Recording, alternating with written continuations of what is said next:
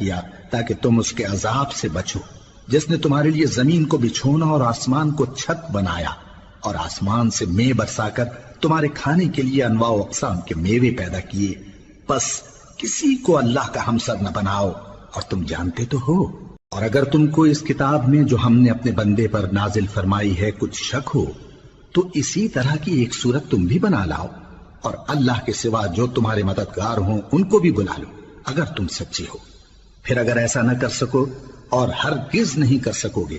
تو اس آگ سے ڈرو جس کا ایندھن آدمی اور پتھر ہوں گے، اور جو کافروں کے لیے تیار کی گئی ہے۔ اور جو لوگ ایمان لائے اور نیک عمل کرتے رہے ان کو خوشخبری سنا دو کہ ان کے لیے نعمت کے باغ ہیں جن کے نیچے نہریں بہہ رہی ہیں،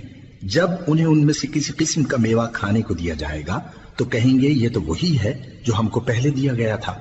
اور ان کو ایک دوسرے کے ہم شکل میوے دیے جائیں گے، اور وہاں ان کے لیے پاک بیویاں ہوں گی، اور وہ بہشتوں میں ہمیشہ رہیں گے۔ اللہ اس بات سے آر نہیں کرتا کہ مچھر یا اس سے بڑھ کر کسی چیز مثلا مکھی مکڑی وغیرہ کی مثال بیان فرمائے۔ اب جو مومن ہیں وہ یقین کرتے ہیں کہ وہ ان کے پروردگار کی طرف سے سچ ہے، اور جو کافر ہیں وہ کہتے ہیں کہ اس مثال سے اللہ کی مراد ہی کیا ہے۔ اس سے اللہ بہتوں کو گمراہ کرتا ہے اور بہتوں کو ہدایت بخشتا ہے،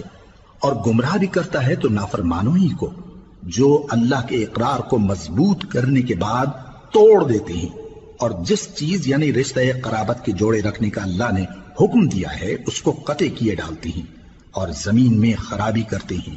یہی لوگ نقصان اٹھانے والے ہیں۔ کافرو، تم اللہ سے کیوں کر منکر ہو سکتے ہو؟ جس حال میں کہ تم بے جان تھے تو اس نے تم کو جان بخشی،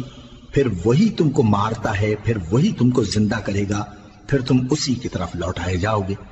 وہی تو ہے جس نے سب چیزیں جو زمین میں ہیں تمہارے لیے پیدا کی،